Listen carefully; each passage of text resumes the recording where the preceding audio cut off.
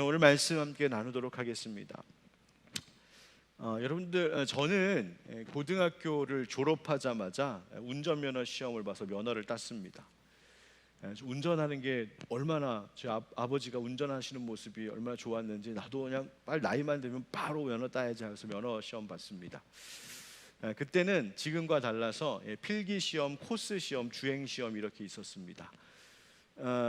꼭 필기 시험 때 제가 기억 한 60점 이상 맞으면 되는데 막 100점 만점 받아갖고 그 자리에서 일어나서 박수 받고 막 이런 일들도 있었거든요. 그런데 저는 그러진 않았습니다. 그 시험이 있는데 그 중에 주행 시험에 어떤 게 있냐면 돌발이라는 게 있습니다. 요즘도 있는지 모르겠어요. 돌발. 그래서 주행하고 있다가 돌발 사인이 갑자기 딱 떨어지면 아주 안정적으로 그 브레이크를 딱 밟아서 정차를 해야 됩니다. 그러니까 운전하다가 갑자기 어떤 돌발적인 상황이 딱 나타났을 때에 어떻게 신속하게 대응하느냐 이거를 테스트하는 돌발이 있거든요. 근데 이게 지금은 다 이제 오토매틱 기어지만 예전에는 이제 매뉴얼, 그러니까 스틱이어가지고 이 돌발 딱 하려면은 이 클러치랑 브레이크를 약간의 시간차를 두고 정확하게 탁 밟아줘야 이게 스무스하게 이렇게 딱 섭니다. 안 그러면 시동이 꺼져버려요. 시동 꺼지면 감점 이제 이렇게 되는 건데요. 돌발이라는 게 있었어요. 여러분, 돌발 말 그대로 생각지 못한 뜻하지 않은 일들이 갑자기 별안간 일어나는 것을 돌발이라고 합니다. 운전할 때에만 돌발 상황, 갑자기 아이가 툭 튀어나온다든지 갑자기 이쪽에서 차가 확 끼어든다든지 그러는 운전할 때만 돌발 상황이 있는 것이 아니라 살다 보면 인생 가운데에도 돌발적인 상황들을 만날 때가 종종 있습니다. 전혀 예상하지 못했는데 어느 날 갑자기 건강 문제가 생기기도 하고, 그냥 어디 좀 아파가고 검사 받으려고 병원 갔는데 갑자기 의사 선생님이 큰 병원 가보라고 하면서 아무래도 암 검사를 좀 해봐야 되겠다라고 하는 천청변효 같은 소리를 들을 때도 있고요. 갑자기 사랑하는 가족 가운데 어떤 사고가 나거나 어려운 일이 일어나는 순간들도 있습니다. 또 직장일 하다가 일터에서 일하다가 나의 계획은 이러이러했고 이렇게 진행하면은 이런 성과가 있겠지 기대했는데 갑자기 사회적으로 어떤 경제적인 문제가 생긴다든지 사회의 나라의 법과 규제가 갑자기 뒤바뀐다든지 혹은 같이 계약하고 거래했던 상대가 갑자기 딴소리를 한다든지 등등등 여러 가지 일들로 인하여서 일에도 돌발 상황은 얼마든지 일어날 수 있습니다. 우리는 한 치 앞도 미리 볼 수 없는 유한한 인간이기 때문에 이런 돌발적인 상황을 만나면 당연히 당황하고 놀랄 수밖에 없습니다. 그리고 자칫 그 놀라고 급한 마음 때문에 실수하기도 합니다. 그래서 운전면허 시험에서 돌발 상황을 잘 대응하는 것을 훈련하고 준비하는 것처럼 사실 인생 가운데에도 우리는 어떤 일이 일어날지는 모르지만 그것을 다 예측할 수는 없지만 어떤 일이 갑자기 일어나는 그 순간에 그것을 어떻게 대응해야 될지 우리는 사실 준비가 좀 되어 있을 필요가 있습니다. 그렇다면 하나님의 자녀들, 우리 믿는 사람들은 이 인생의 돌발 상황을 만났을 때 어떻게 대응하는 것이 옳을까? 삶의 주관자 되시고 우리의 삶의 모든 것을 다 아시고 예비하시는 하나님, 그분을 아버지라고 고백하며 믿는 하나님의 자녀들인데 바로 이와 같은 돌발 상황을 만났을 때 우리 신앙인들은 이 신앙의 어떤 신앙의 태도를 취하는 것이 하나님이 기뻐하시는 일이라고 말씀하실까? 바로 오늘 본문의 말씀을 통하여서 그런 관점으로 이 말씀을 좀 생각하고 주시는 은혜를 나누려고 합니다. 다윗이 유다와 온 이스라엘의 왕이 된 이후에 그가 왕이 되어서 처음 시행한 일이 무엇이었냐면 바로 블레셋과의 전쟁에서 빼앗겼던 하나님의 언약궤를 되찾아오는 일이었습니다. 여러분, 언약궤라는 것이 뭘 상징합니까? 하나님의 임재, 하나님의 말씀, 하나님의 영광, 그 하나님이 함께 하심을 상징하고 있는, 약속되어 있는 그 언약궤, 이스라엘 백성들에게는 생명 같은 것이었습니다. 그런데 그것을 빼앗겼다가 다시 되찾아온다가 무엇을 말하는 것일까요? 바로 이제 다윗이 통치하게 되는 이 온 이스라엘은 바로 하나님 나라라는 것입니다. 이 나라는 하나님 중심이어야 하고 이 이스라엘 땅의 진정한 왕은 하나님이시다. 그러니 왕이 된 다윗도 그리고 그 백성도 바로 오직 하나님, 진정한 왕의 왕 되신 하나님 중심으로 하나님의 언약을 귀히 여기며 하나님의 다스림을 받는 우리 이스라엘이 되어야 한다라고 하는 것을 바로 이 빼앗겼던 언약궤를 되찾아오는 이 일을 통하여서 온 천하에 공포하고자 했던 것이 다윗의 계획이었습니다. 그럼 그때 이 하나님의 언약궤가 어디에 있었을까? 바로 기럇 여아림이라고 하는 곳의 아비나답의 집에 있었습니다. 사실 블레셋과의, 이게 한참 전에 이제 일이겠죠. 블레셋과의 전쟁에서 이 언약궤를 빼앗겼는데 이 블레셋 사람들이 언약궤를 아스돗에 있는 자신들이 섬기는 신 다곤 신상, 그 우상 곁에다가 이 언약궤를 가져다 놨는데 다음날 아침에 보니까 어떻게 되어 있습니까? 이 다곤 신상이 엎어져 있었죠. 다시 세웠는데 그 다음날 또 가보니까 엎어져 있을 뿐만 아니라 이번엔 다곤 신상의 모가지도 손목도 다 날아가고 몸뚱아리만 덜렁 남아있는 충격적인 모습을 블레셋 사람들이 봤습니다. 뿐만 아니라 이 일로 인하여서 그 아스돗에 있는 사람들에게 독한 종기 재앙이 내려서 사람들이 죽어나가는 겁니다. 이 무시무시한 일을 블레셋 사람들이 겪고 나니까 야, 이대로 이 언약궤, 이게 뭔지는 모르겠지만 이것 때문에 우리나라에 지금 이 민족에 큰 재앙이 왔으니 이거 그냥 두면 안 되겠다. 그래서 아직 젖나는 소 2마리가 끄는 그 새로 만든 수레에다가 이 하나님의 언약궤를 싣고 돌려보내죠. 그래서 처음 간 곳이, 언약궤가 도착한 곳이 벳세메스였고 벳세메스에 잠시 있다가 그 다음 기럇 여아림으로 옮겨갑니다. 그래서 이 기럇 여아림이라고 하는 곳에 사는 아비나답이라고 하는 이의 집에서 무려 70여 년 동안 이 언약궤가 어쩌면 좀 방치되듯이 어떻게 할 줄 모르고 그냥 거기에 계속 보관되어 있었습니다. 그런데 이 사실을 늘 가슴 아프게 여겼던 이 다윗이 바로 이 언약궤를 가지고 다시 되찾아오려고 하는 것이죠. 그래서 이 아비나답, 기럇 여아림 아비나답 집에 있었던 이 언약궤를 다윗성, 우리 지난주에 나눴던 것처럼 다윗이 이 정복한 그 시온성 바로 예루살렘으로 바로 이 언약궤를 옮겨오는 국가적인 행사를 지금 준비하고 진행하고 있는 것이었습니다. 그런데 이 일을 진행하던 중에 뜻하지 않은 상황이 벌어진 거예요. 바로 돌발 상황이 벌어졌습니다. 하나님의 언약궤를 수레에 싣고 이제 예루살렘 성으로 옮겨가려고 하는 데에 바로 그때 온갖 악기를 다 동원하여 악기 연주도 하고 찬양을 하고 수많은 사람들이 행진을 하는데 갑자기 이 수레를 끌던 소가 날뛰기 시작합니다. 그래서 이 날뛰는 소 때문에 수레가 흔들리고 수레에 실려있던 언약궤가 막 떨어질 것 같이 되니까 이 수레를 몰고 가던 그 아비나답의 아들, 아들이라고 되어 있지만 사실 아마 손자, 자손이라고 하는 의미로 해석하는 것이 좋습니다. 이 아비나답의 아들 중에 하나인 우사가 바로 이 언약궤를 손으로 딱 붙잡았다가 이 손으로 언약궤를 붙잡은 것이 하나님 보시기에 잘못된 것이어서, 오늘 말씀대로 잘못된 것이어서 그 자리에서 하나님께서 우사를 치시고 그 우사가 그 자리에서 죽습니다. 그래서 다윗이 이 일을 안타까이 가슴 아프게 여기면서 베레스, 그 일이 벌어진 그 땅을 베레스 우사, 바로 우사를 치심이라고 하는 의미로 그 땅의 이름을 베레스 우사라고 명하여 오늘까지 이르렀다. 그게 바로 오늘 본문 이야기입니다. 자, 그런데 오늘 본문을 가만히 읽어보면 주요 인물 3사람이 등장합니다. 바로 말씀드린 그 자리에서 하나님이 치셔서 죽임을 당한 우사라고 하는 인물과 그리고 이 모든 것들을 계획하고 진행했었던 바로 다윗 왕, 그리고 또 한 사람이 끝에 등장하는데 그것은 이 언약궤를 결국 다시 또 보관하게 되는 오벳 에돔이라고 하는 사람, 이 3사람이 등장을 합니다. 본문을 가만히 곰곰이 생각해보고 묵상해보면 이 우사와 다윗과 그 다음에 오벳 에돔, 이 3사람에게는 오늘 본문 속에서 한 가지 공통점을 발견하게 됩니다. 그 공통점이 무엇이냐면 이 3사람 모두 생각지 못한 뜻밖의 돌발 상황을 만나게 되었다는 것입니다. 어떤 돌발 상황?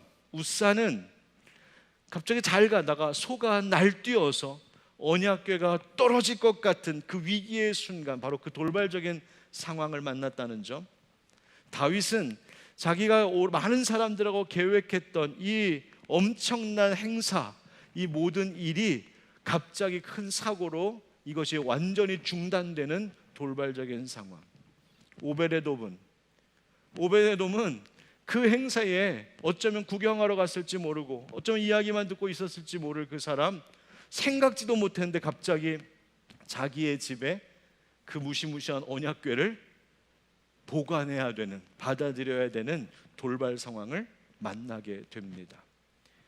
즉 이 사람들은 다 예상치 못한 뜻밖의 돌발 상황들을 만난다라고 하는 점에 공통점이 있어요.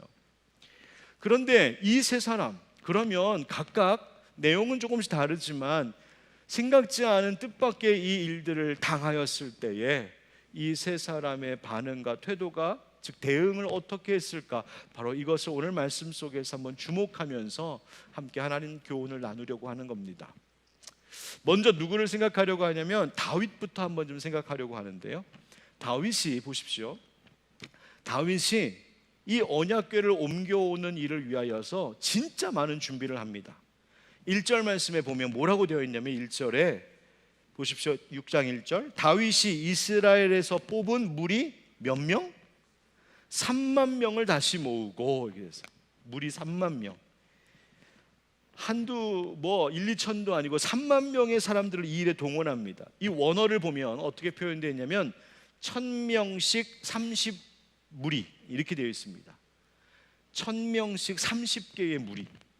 근데 이거 사람의 수를 이렇게 표현하는 것은 뭐냐면 이게 군사적인 용어입니다. 그러니까 군대를 그렇게 3만 명을 모았다.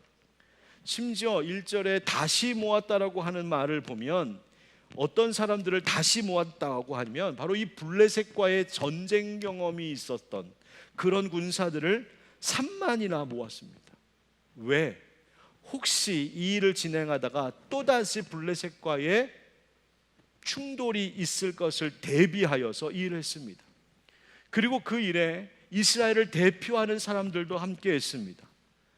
다시 말하면 다윗은 이 일을 그냥 단독적으로 진행한 것이 아니라 긴 시간 동안 함께 열심히 의논하고 계획하고 사람들을 모으고 준비하고 그리고 화려하고 웅장한 이 행사를 지금 진행하게 된 거예요.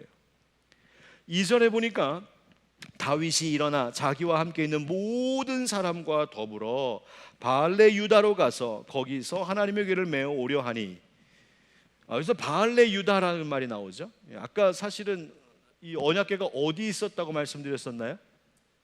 기럇 여아림의 아비나답의 집에 있었습니다. 근데 왜 또 바알레 유다냐? 이게 이 바알레 유다라고 하는 말의 의미가 뭐냐면 유다 땅의 바알레라는 말인데요. 여호수아의 말씀에 보면 여호수아 15장 9절에 보면 유다 지역의 지명들이 쭉 소개가 되는데 거기 어떤 구절이 있냐면 바알라 곧 기럇 여아림 이렇게 되어 있어요. 그러니까 이 유다의 바알레, 즉 바알레 유다라고 하는 이름과 이 기럇 여아림이라고 하는 곳이 같은 곳이라는, 같은 곳. 그러니까 지금 이 다윗이 많은 사람들을 데리고 이 언약궤를 가지고 오려고 다 이 바알레 유다 기럇 여아림으로 지금 간 것입니다. 가서는 거기서 하나님의 궤를, 언약궤를 새 수레에다가 싣고 그 다음에 아비나답의 집에서 지금 나오는데, 아까 말씀드린 대로 아비나답의 아들 혹은 자손인 우사와 아요가 그 수레를 지금 몰고 아요가 앞에서 가고 우사가 그것을 몰면서 나가고 있습니다. 새 수레도 만들고 거기에 왕이 직접 거기까지 지금 찾아갔고, 왕만 간 것이 아니라 많은 백성들과 3만의 군사들을 동원하고, 5절 말씀에 보면은요 여러 가지 악기와 수금과 비파와 소고와 양금과 제금으로, 그러니까 동원할 수 있는 모든 것들을 다 동원하여서 악기 연주대를 만들고 악기를 연주하고 찬양을 하면서 정말 장엄하고 화려한 행진을 지금 하고 있는 거예요. 여러분, 교회에서 작은 행사 하나 진행하려고 해도 얼마나 손이 많이 가고 신경이 많이 쓰이는데, 국가에서, 그것도 왕이 처음 딱 돼가지고 이스라엘이 가장 중요하다고 여기는 하나님의 언약궤, 그 빼앗겼던 그 언약궤를 되찾아오는 이 일을 함에 있어서 얼마나 많은 정성과 노력과 철저한 준비가 있었겠습니까?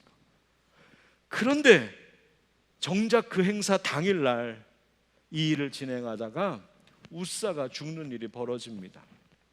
8절과 9절, 우리 8절 9절 한번 같이 읽어보실까요? 8절 9절 시작. 여호와께서 우사를 치심으로 다윗이 분하여 그곳을 베레스 우사라 부르니 그 이름이 오늘까지 이르니라. 다윗이 그날에 여호와를 두려워하여 이르되 여호와의 궤가 어찌 내게로 오리요 하고. 아멘. 자, 이 일이 딱 있자 다윗의 반응이 바로 성경에 증언되고 있는데, 8절 중간에 다윗이 어떻게 했다고요? 분하였다 이렇게 됐습니다. 이 말의 의미는 다윗이 실망하고 화를 내었다라는 뜻입니다. 왜 그랬냐? 그 원인은 8절 앞부분에 여호와께서 우사를 치심으로. 그래서 그 땅의 이름을 베레스 우사라고 했다는 거예요. 여러분, 이 베레스 우사라고 하는 이 말을 히브리어 발음 그대로 하면 페레츠 우자입니다. 페레츠 우자. 여기서 우자는 바로 우사를 이야기하는 것이고요. 그러니까 우사에 대하여 우사를, 그다음에 페레츠가 바로 치심입니다. 근데 이 그러니까 페레츠를 우리말 표기로 그냥 베레스 이렇게 한 거예요. 근데 이 페레츠라고 하는 말, 치심이라고 하는 말은 사실은 파레츠라고 하는 동사가 명사화된 겁니다. 그러니까 파레츠는 치시다, 치다, 충돌하다, 부딪히다 이런 뜻이에요.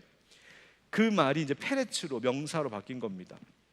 그러니까 이 베레스 우사라고 하는 이름을 지었을 때에 그 내용이 무엇이냐면 여호와께서 우사에 대하여, 우사를 향하여 그분의 충돌을, 즉 그분의 진노를 그에게 부딪히셨다, 그에게 터뜨리셨다, 이제 이런 뜻입니다. 그 일로 인하여 다윗이 분하였다는 거예요. 그래서 베레스 우사라고 그 땅을 명명했다. 자, 그럼 한번 생각해 볼까요? 다윗이 갑자기 닥친 이 우사가 그 자리에서 즉사하는 돌발 상황으로 인하여 그가 오랫동안 어쩌면 계획했을 그 큰 행사가 완전히 중단되었을 때 다윗이 분하였다고 했는데, 왜 분노했을까요? 이유는 너무 뻔하죠. 먼저 그가 철저히 준비하고 계획했던 일들이 예상치 못한 이 돌발 상황 때문에 모든 일이 다 무산되었기 때문일 겁니다. 많은 준비했습니다. 인원들을, 수많은 사람들을 동원했고 수많은 재물을 드렸을 테고 많은 행사들을 계획하여서 여기까지 왔는데 이것이 한순간에 다 무위로 돌아간 일 때문에 그는 실망했을 것이고 분노했습니다. 결국 그 말은 또 무엇이냐면 자기가 지금까지 수고한 것이 다 뭐가 됐다? 헛수고 됐다, 물거품 됐다. 왕으로서 처음 시작한 일이고 그만큼 정성을 들였고 수고를 들인 일이고 어쩌면 다윗이 오랫동안 꿈꿔왔던 그 일이었을 것인데 그 모든 것이 다 물거품 돼버린 상황. 여러분, 또 이 상황에 대하여서 다윗이 분노했다라고도 이 말을 해석할 수는 있지만 어떻게도 해석할 수 있냐면 이게 상황뿐만 아니라 자기 자신에 대한 분노 혹은 근심했다라는 말로도 해석할 수 있는 구절이 바로 이 구절이에요. 왜 그러냐 하면 9절 말씀 보십시오. 9절에 다윗이 그날에 여호와를 두려워하여 이르되 여호와의 궤가 어찌 내게로 오리요 하고, 이렇게 고백했다는 거예요. 그러니까 이 말이 무슨 말이냐면 왜 지금 우사가 이것을 붙잡는 바람에 그 붙잡은 게 무슨 대단한 거라고, 이게 뭔 그렇게 큰 잘못이라고, 갑자기 왜 이런 일이 벌어졌는지 다윗이 그 이유를 전혀 몰라서 지금 근심하게 되었고 어찌 내게로 오리오, 즉 어떻게 해야 이 문제를 풀어갈 수 있을까 알지 못했다는 겁니다. 이거 어떻게 해야 되는 건가? 이 상황 정리가 안 되는 겁니다. 갑자기 돌발적으로 일어난 이 사고, 이 상황에 대하여서 어떻게 해야 될지 몰라 근심했다, 그런 의미이기도 합니다. 그러니까 이 상황에 대하여서 모든 것이 물거품으로 돌아간 이것에 대하여서 분노도 일어나고 지금 상황을 어떻게 해야 될지 몰라하고 쩔쩔매면서 지금 근심하고 있고, 이게 지금 다윗의 이 모습입니다. 무엇이 문제였을까? 이게 사실 계획할 때부터 문제가 있었습니다. 하나님께서 말씀하신 방식대로 언약궤를 옮겼어야 되는데 그러질 않았습니다. 하나님께서 명하신 언약궤를 운반하는 방법은 뭐였을까? 그것은 레위 자손 중에 고핫 족속이 이 언약궤를 어깨에 메고 운반해야 했습니다. 민수기 4장 15절에 나와요. 민수기 4장 15절 말씀 보면 하나님 이런 명령하시거든요. 이스라엘이 광야에서 행진할 때에 이 언약궤 어떻게 운반할 거냐? 진영을 떠날 때 아론과 그의 아들들이 성소와 성소의 모든 기구 덮는 일을 마치거든 고핫 자손들이 와서 맬 것이니라. 그러나 성물은 뭐하지 말아라? 만지지 말라. 그들이 죽으리라. 이렇게 되어 있어요. 하나님 말씀 분명했었거든요. 그런데 다윗이 이렇게 하지 않은 것입니다. 하나님의 이 율법을 만약에 그가 몰랐었다면 그것을 왜 나는 몰랐을까라고 낙심했었을 테고, 알았어도 그래도 수레에 싣고 가는 것이 편하기도 하고 안전하기도 하고 어쩌면 더 정성스러운 일이라고 스스로 생각하면서 이 일을 진행했을 것인데, 내 생각이 틀렸구나, 내 계획이 틀렸구나라고 하는 것이 확인이 되면서 스스로에 대하여 분노했을지도 모릅니다. 그러니까 다윗이 열심히 준비하고 계획을 세웠지만 그렇게 한 일이, 열심히 한 것이 하나님께서 원하시는 방법대로 하는 것, 그것보다 열심히 하는 것이 중요한 것은 아니었다는 거예요. 아마 하나님께서 이 일을 통하여 다윗에게 큰 교훈을 주셨을 것입니다. 다윗, 네가 앞으로 이 국정을, 이 나라를 통치하고 운영해 나아갈 때 네가 열심히 하는 것도 좋고, 네가 머리를 열심히 써서 사람들과 회의하고 계획해서 멋진 일을 만들어내는 거, 그거 참 수고는 많지만 하나님의 뜻대로, 즉 너의 생각이 아닌 하나님의 뜻대로 하는 것이 더 중요하다. 아마 다윗은 이것을 하나님께로부터 배웠을 거예요. 어쨌든 이 무슨 일 때문에 다윗이 지금 분했다라고 성경은 표현하든, 다윗이 지금 이 돌발적인 상황에서 분을 내었다는 것은 결코 칭찬받을 일이 아닙니다. 여러분 어떠십니까? 인생의 돌발 상황을 딱 만났을 때 여러분의 첫 반응이 뭡니까? 혹시 이런 일들에 대해서 분을 내신 적은 없으십니까? 심지어 하나님을 향하여, 하나님, 내가 이렇게 열심히 준비했는데, 하나님, 내가 이렇게 정성을 들였는데, 하나님, 내가 이렇게 기대하고 이것에 위해서 그토록 기도도 하고, 하나님, 그러면 이렇게 돼야 되는 것인데 왜 내 인생 가운데 내가 하고자 하는 이 일에 왜 이와 같은 돌발적인 상황을 만나게 하셔서 이 모든 일이 다 무산으로, 무의로 돌아가게 하십니까? 뭐 하나님에 대하여 분노하고 분개하고 이 정도라고 말하지는 못할지라도 혹시 하나님에 대하여서 내가 실망하고 원망하는 것으로 대응하신 적은 없으십니까? 내가 노력하고 수고한 것에 대한 실패 때문에, 모든 바람이 다 물거품되고 모든 계획이 중단된 것 때문에, 아니면 이 갑작스러운 어떤 인생의 상황 속에서 어떻게 해야 될지 몰라갖고 그래서.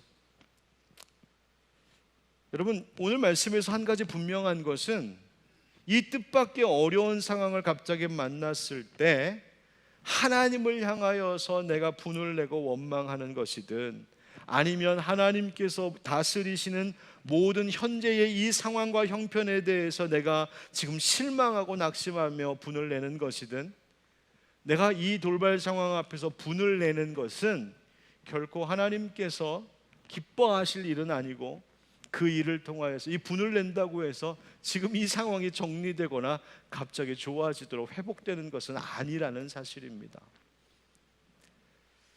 이 다윗의 이야기예요. 두 번째 사람 우사입니다. 우사. 여러분, 우사의 입장에서 보면 자기 가문, 자기 집에서 70여 년 동안 모시고 있었던 언약궤입니다. 자, 이것을 예루살렘으로 이제 옮겨가는 거예요. 게다가 그 언약궤를 수레에 싣고 가는데 그 수레를 이제 몰고 가는 임무를 이 아이와 우사 형제가 맡았습니다. 얼마나 큰 영광이에요. 아까 몇 명의 사람들을 동원했다고요? 이 일에? 3만 명. 그러면 그 3만 명만 있는 게 아니라 그 지역에 있는 사람들 다 구경 나왔을 거 아니에요. 그 길에 수많은 사람들이 지금 다 뭐만 보고 있어요? 지금 그 언약궤만 보고 있는 거예요. 지금 그 언약궤를 싣고 수레에 싣고 가고 있는 지금 우사 자기를 수많은 사람들이 다 주목하고 있어요. 얼마나 기뻤을까? 얼마나 자랑스러웠을까? 얼마나 영광됐을까? 야, 목적한 곳까지 잘 몰고 가면 얼마나 칭찬받고 박수받고 찬사받을까? 어쩜 그런 기대도 그에게 있었을지 모르겠습니다. 그런데 뜻하지 않게 비극적인 일이 일어나잖아요. 이 언약궤가 나곤의 타작마당에 딱 이르렀는데 갑자기 왜 그랬는지 소들이 날뛰기 시작합니다. 그러니까 당연히 수레가 흔들리고 뒤집혀지면서 언약궤가 떨어지려고 하는 거예요. 돌발입니다. 돌발. 그러자 우사가 성경에 보니까 성경의 표현대로 하면 6절 중간에 소들이 뛰므로 우사가 손을 들어 하나님의 궤를 붙들었더니 이렇게 되어 있습니다.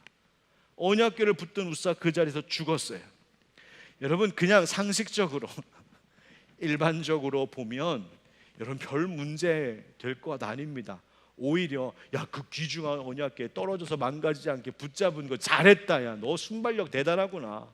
칭찬받아 마땅할 일 아니었을까요? 그런데 문제는 앞서도 말씀드린 것처럼 하나님이 명하신 그 명령, 하나님의 법에 비추어 문제가 되었습니다. 성물을 만지지 말라 한 것, 그가 만진 거예요. 그러니까 하나님이 정하신 법을 어긴 이것에 대하여 변명할 여지가 없지요. 그런데 하나님의 명하신 그 법대로 하지 않아서 이렇게 되었다는 것뿐만이 아니라 지금 이 말씀이 보여주고 있는 그 장면을 가만히 보면 그 장면 자체가 우리에게 영적으로 주는 경고의 메시지가 있습니다. 다시 한번 6절 말씀을 읽어볼게요. 우리 한번 다시 읽어볼까요? 6절 시작. 그들이 나곤의 타작마당에 이르러서는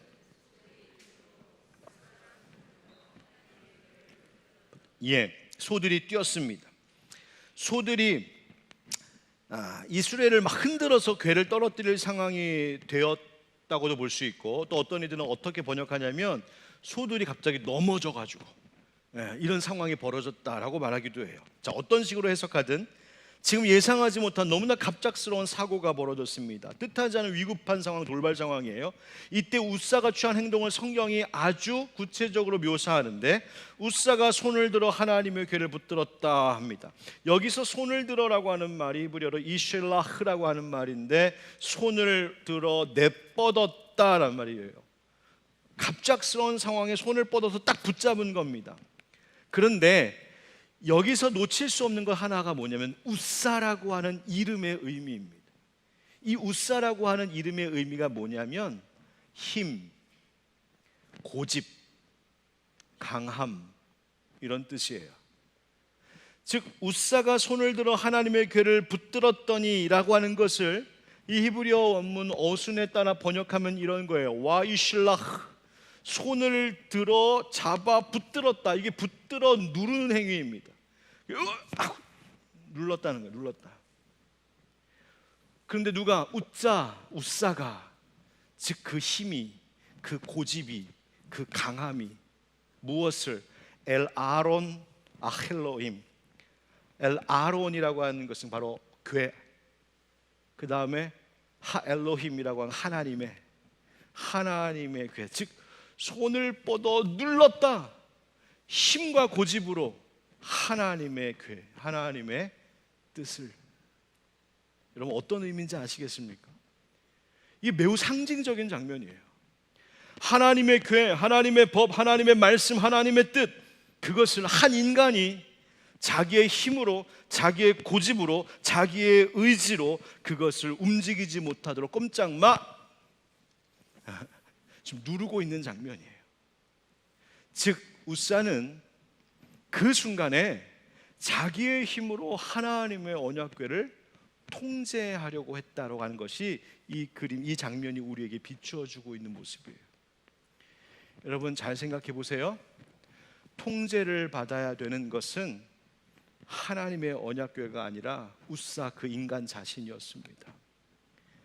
인간이 자기의 힘과 고집과 완악함과 자기 주장으로 하나님을 누르려고 할 때, 하나님을 통제하려고 할 때, 하나님을 조정하려고 할 때, 그것은 무엇이 되냐면 페레츠, 바로 하나님과의 부딪힘이 되는 것입니다. 여러분 이 페레스라고 하는 단어가 하나님이 인간을 페레스할 때 했다고 하면 이게 치다라는 의미이지만, 동등한 위치에 있는 두 대상이, 두 존재가 페레츠했다라고 할 때는 맞부딪힌다라는 뜻입니다. 맞부딪힌다, 대결한. 여러분 우리가 하나님의 뜻, 즉 어떠한 돌발 상황 속에서 내 인생 가운데 뜻하지 않은 어떤 일들을 딱 만났을 때 이 모든 일들이 하나님께서 주관하시는 하나님의 섭리라는 것을 망각하고 하나님이 하시는 모든 일들과 하나님의 뜻하신 바들에 대하여 나의 힘, 나의 고집, 나의 주장, 나의 완악함, 내 강함을 가지고 그것을 누르고 통제하고 하나님과 맞부딪히려고 할 때, 바로 그런 내 고집을 꺾지 않을 때 우리는 페레츠, 하나님과 부딪히게 되고 페레츠, 하나님께서 치시는 대상이 된다는 것을 이 이야기가 우리에게 교훈하고 있는 것입니다. 이 우사 이야기예요. 자, 이제 세 번째 누구였어요? 세 번째 오베데돔. 자, 오베데돔의 이야기 10절 한번 같이 읽어보겠습니다. 10절 시작. 다윗이 여호와의 궤를 옮겨 다윗성 자기에게로 메어가기를 즐겨하지 아니하고 가드 사람 오벳에돔의 집으로 메어 간지라. 아멘. 자, 다윗이 지금 이 상황을 딱 당하니까 분을 내고 근심하는 것뿐만이 아니라 이제는 아예 이 언약궤를 바로 다윗성 예루살렘으로 옮기는 것을 성경에 보니까 즐겨하지 아니했다. 이 말은 거부했다는 거예요. 나 지금 안 하겠다, 못 하겠다. 그리고는 방향을 바꿔, 우리말에는 이게 나오지 않는데 개역 한글 성경에는 치우쳐라는 말이 나와요. 치우쳐라고 하는 것은 방향을 틀었다는 얘기예요. 그래서 즉 예루살렘으로 가던 방향을 틀어서 오베데돔의 집으로 갔습니다. 오베데돔은 레인이었습니다. 아마도 그 일이 벌어진 곳에서 가장 가깝게 사는 레위인이 바로 오벳에돔이었던 것으로 보여요. 자, 여러분 오벳에돔의 입장에서 한번 생각해 보십시오.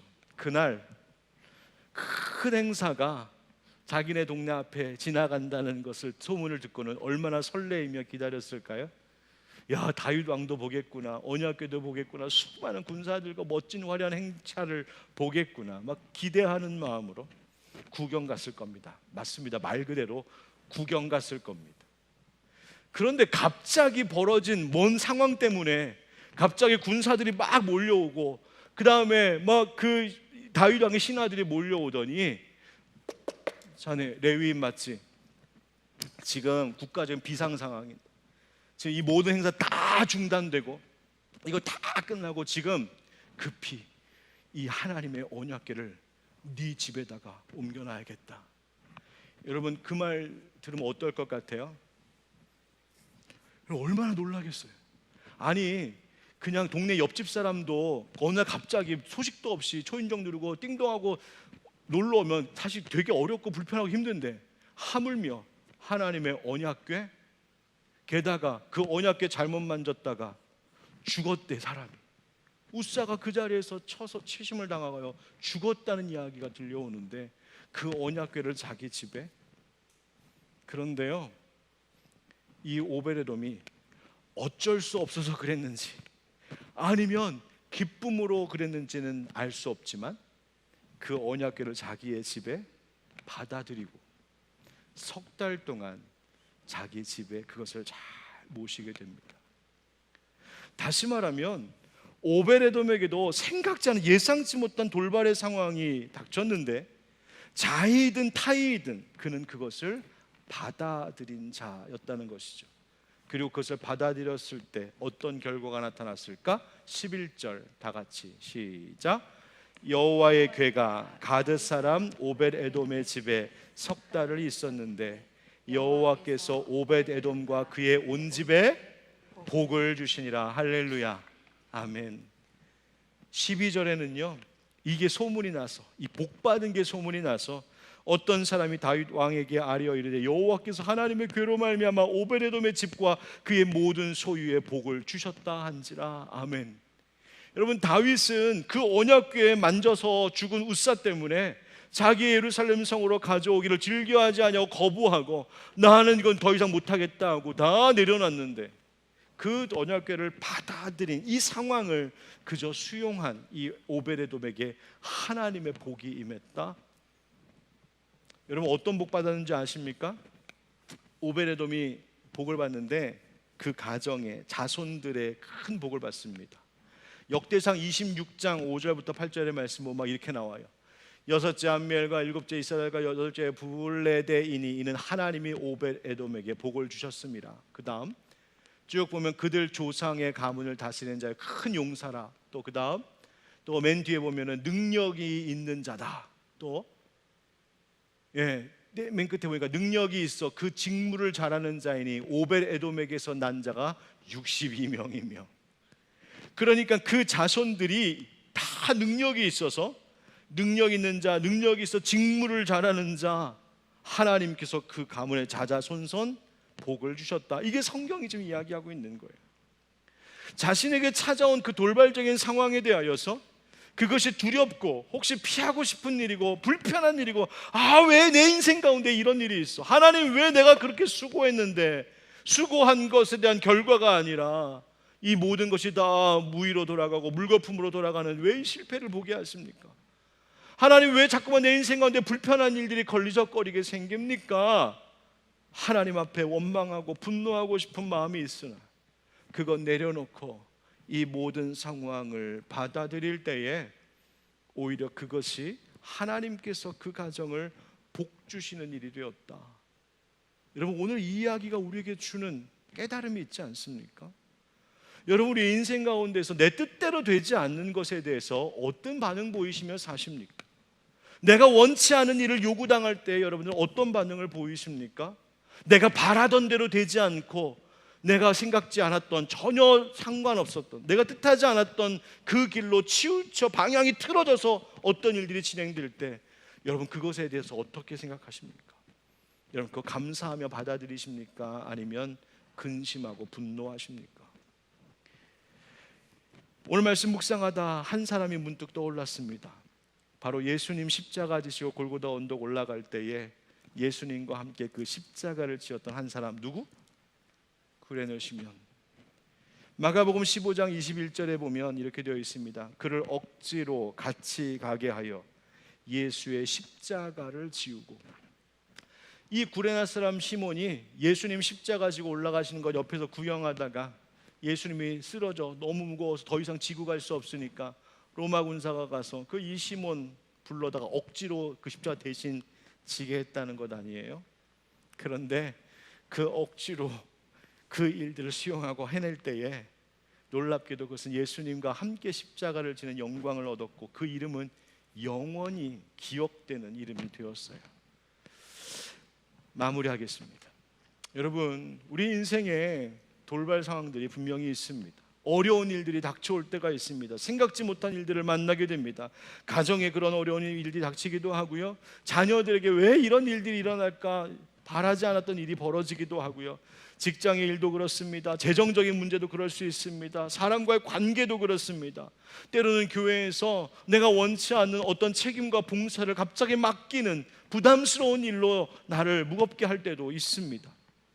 그러나 여러분, 그 일들에 대하여 분노하고 계십니까? 근심하고 계십니까? 아니면 웃사라고 하는 이름처럼 내 힘과 내 주장, 내 고집으로 그것을 어떻게 좀 바꿔보려고 고집 부리고 계십니까? 통제해보려고 하십니까? 여러분, 아닙니다. 어쩌면 하나님께서 그 일들에 대하여서 오베데돔과 같이 그것을 받아들이는 수용의 믿음을 가지라고 말씀하실지도 모르겠습니다.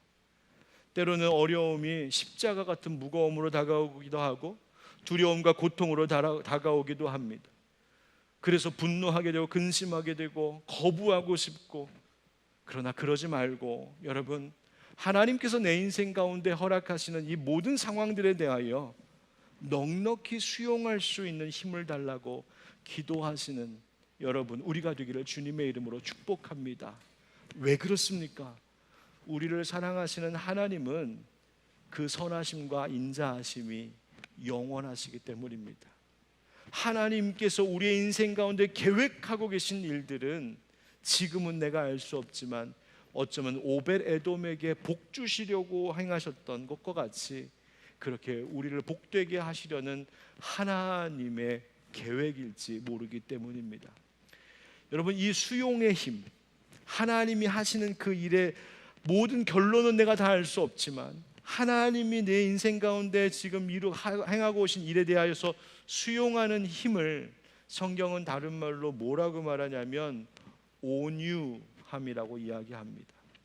성령의 9가지 열매 가운데 이 온유라고 하는 것은 그냥 마음이 부드럽고 따뜻하고 유하고 그런 성품을 이야기하는 것이 아니라 하나님이 내 인생 가운데 행하시는 그 일들을 받아내는 힘입니다. 그것을 수용해내는 믿음.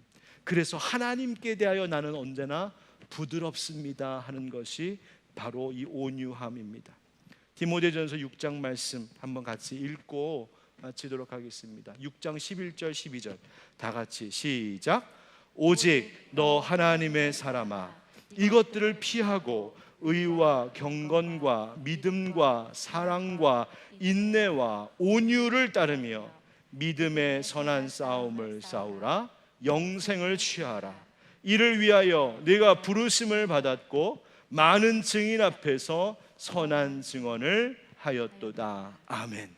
하나님께서 하나님의 사람들에게 피할 것, 즉 세상에 불의한 것, 악한 것들을 피하고 따라야 할 것들이 있다고 말씀하셨는데 그 중에 하나가 인내와 온유라고 하십니다.